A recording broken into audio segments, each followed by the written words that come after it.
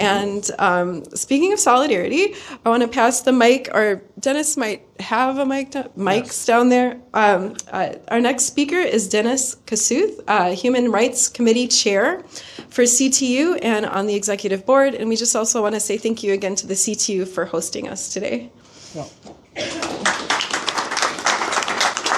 I'm not going to stand up, but people do need to stand up. I understand you've been hearing a lot from, people up here. So if you need to stand up, stretch your arms, I'm going to do that real quick, and then I won't be finished. Everyone else has to do that just to get to the next few minutes, which I will definitely keep to because I want to respect the audience participation. I'm definitely not an expert on the Caribbean. I've not traveled to Cuba or Venezuela, but I can attest that this country is bad. I did this last year have the opportunity to go to China. I'm from there. I was born there.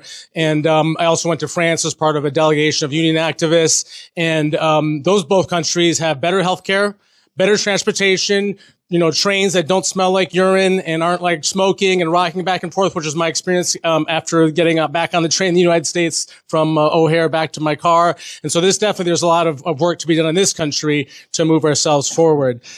For many of us in the Chicago Teachers Union, I think the question was why is this a union issue? Why is what the U.S. is doing in Venezuela relevant to us as trade unionists? Because some would argue that's not directly related. Like what happens in the classroom or in the city in terms of teachers is not something that is directly impacted by the regime change that the U.S. executed in Venezuela. On the other hand, you can just say, well, murdering is wrong.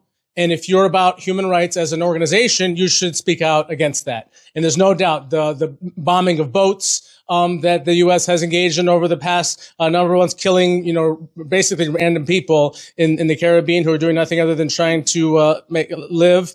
And the CTU has taken positions like this before. There's a precedent. We took a position early in the genocide against Gaza, saying that we're for a ceasefire in Palestine. We've also taken a position that our pension fund should not fund things like genocide, like the war machine. We took a resolution of saying we're opposed to the amount of money that's spent on the Pentagon as opposed to the things that we need, because really everything is connected. This government spends all kinds of money murdering and bombing people around the world, and yet its pockets are empty when it comes to things like education, healthcare, and housing.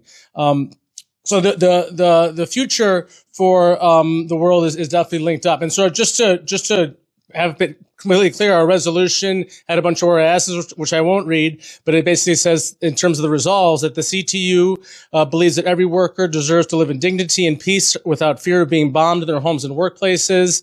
Be it resolved that the CTU denounces and calls for an immediate end to all U.S. military intervention in Venezuela, and that the people of Venezuela have the sole right to control their natural resources and determine their own leadership and future. And it goes on to say that we want to be in solidarity with any actions that are taking place in this country against Venezuela. So we advertise the events of protests like that. One of the things we've confronted, though, is members have asked us about why we're taking this position. I had a member come up to me the day we passed and said, I have Venezuelan students.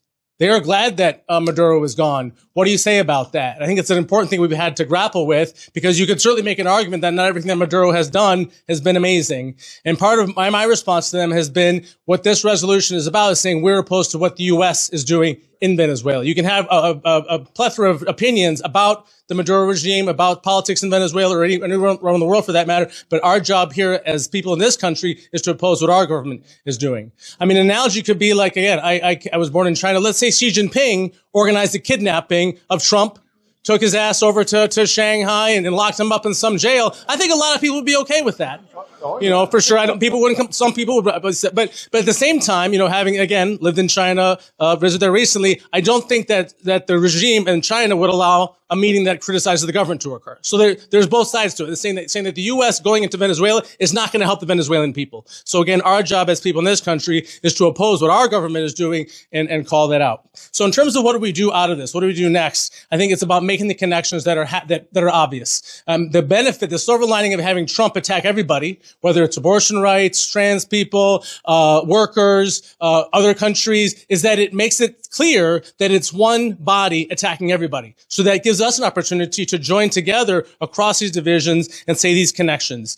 Divide and conquer is something that we're all seeing right now. We're being told that the reason we don't have healthcare, the reason we don't have proper trains, the reason we don't have good jobs and housing is because of these immigrants.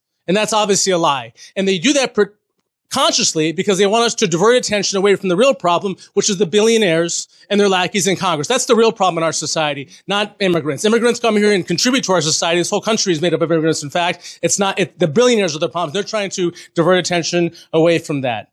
And so they're the ones who are enriching themselves on top of stealing, by cutting their own taxes, and then funding things like ICE to the billions of dollars, and then not funding things like healthcare, education, and all the rest of it.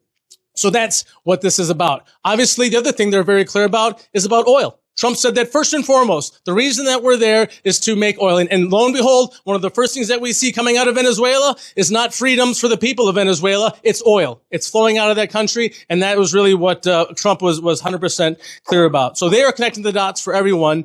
Our job is to build the opposition in people's minds when they connect those dots, saying, yes, all these things are linked together. So that means we need to link together and fight as working people. Because one thing we share with people around the world is that when there are regimes that oppress people, we're on the side of the people who are fighting back against that.